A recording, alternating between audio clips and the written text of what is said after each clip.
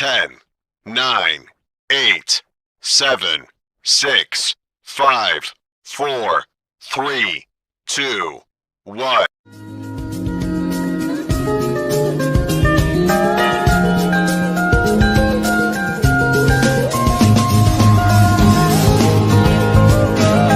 Halo teman-teman semuanya, selamat datang di videoku. Terima kasih sudah klik video ini. Semoga kalian suka sama semua video-video yang aku share ya. Oke, pada kali ini kita akan membahas tentang teks eksposisi. Nah, apa itu teks eksposisi?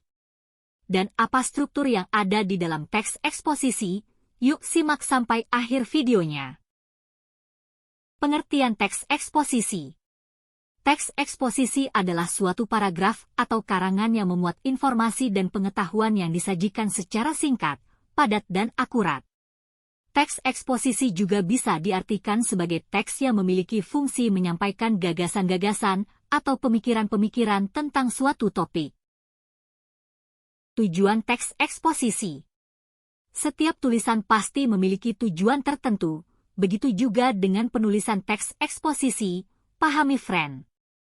Secara umum, tujuan dari teks eksposisi adalah menjelaskan dan menyampaikan informasi yang memuat pengetahuan, secara rinci dan terstruktur dengan dasar argumentasi yang kuat.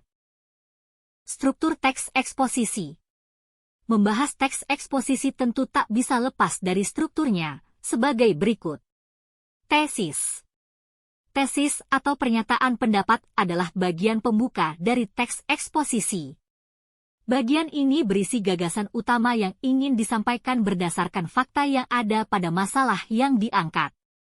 Argumentasi. Argumentasi digunakan sebagai unsur penjelas yang mendukung tesis. Bagian ini berisi penjelasan yang lebih lengkap dari tesis yang dikemukakan pada pembuka teks. Umumnya berupa data hasil temuan, pernyataan ahli, alasan logis, dan fakta-fakta yang terjadi berkaitan dengan masalah yang dipaparkan. Penegasan ulang.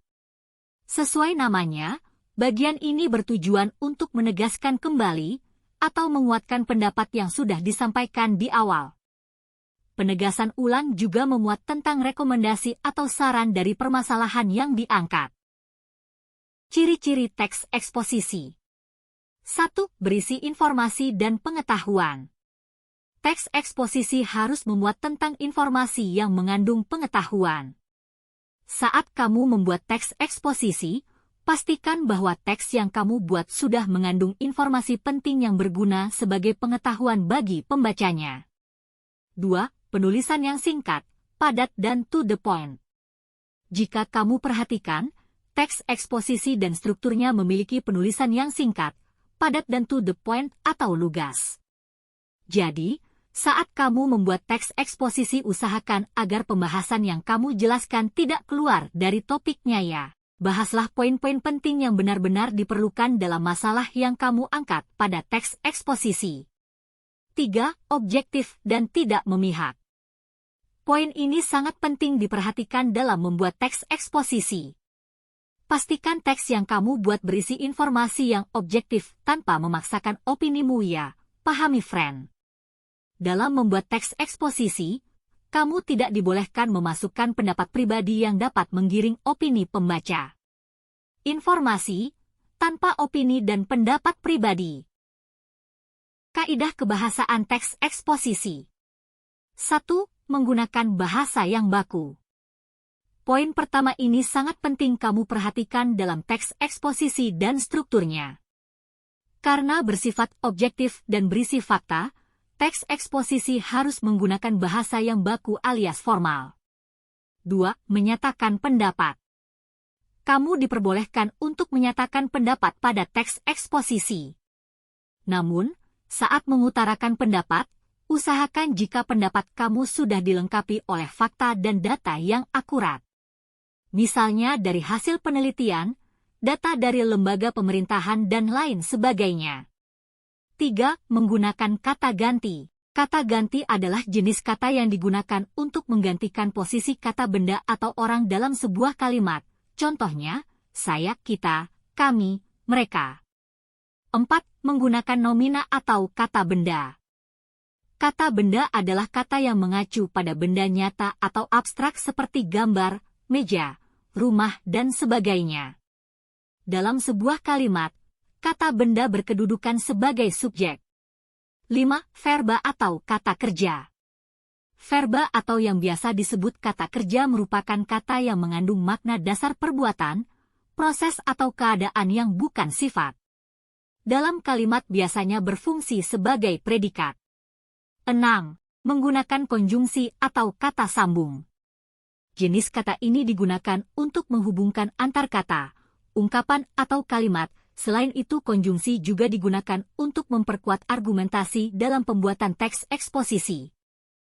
Contoh teks eksposisi. Manajemen pengelolaan sampah. Tesis. Sampah, yang dipandang sebagai barang yang tidak berguna, bisa dijadikan sumber pendapatan apabila dikelola dengan baik. Sampah merupakan sumber daya yang dapat diolah menjadi barang bernilai ekonomi.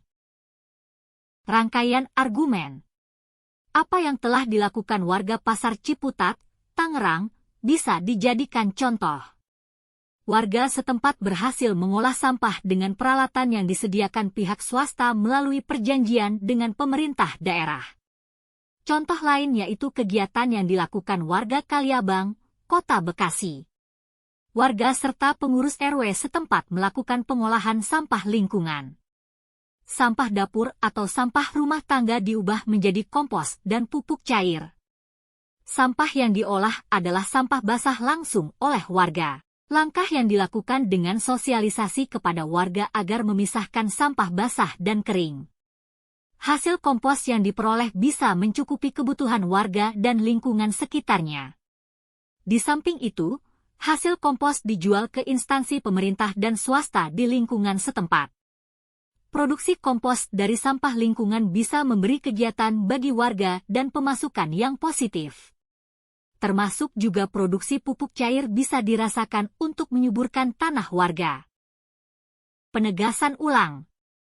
Berdasarkan contoh-contoh tersebut, pengolahan sampah memang tidak lepas dari keterlibatan warga masyarakat. Masyarakat harus diajari memilah sampah organik dan anorganik. Peranan pemerintah diperlukan di dalam masalah sosialisasi dan pembudayaannya. Bagaimanapun masih banyak warga yang belum tahu cara mengumpulkan dan mengolah sampah yang mereka hasilkan. Dalam mengolah sampah diperlukan suatu teknologi. Biaya penyediaan teknologi pengolahan sampah tersebut tidak sebanding dengan keharusan pemerintah untuk menyiapkan dana ratusan miliar tiap tahunnya untuk perbaikan jalan gara-gara sampah. Apabila pemerintah berhasil menggandeng pihak swasta di dalam penyediaan teknologi pengolahan sampah, biaya dapat lebih ditekan. Peran swasta juga dapat dilibatkan di dalam penyaluran dan pembelian produk-produknya. Usaha tersebut tentunya akan lebih ringan lagi.